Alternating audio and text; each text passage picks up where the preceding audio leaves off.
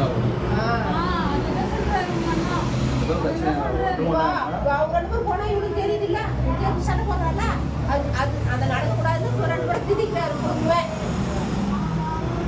குடும்பத்தை ஒன்னா ஆக்குறாரு.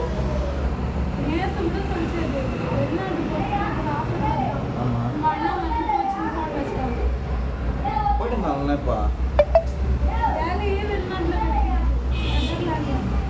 அப்புறம் போக வேண்டியதுதான்.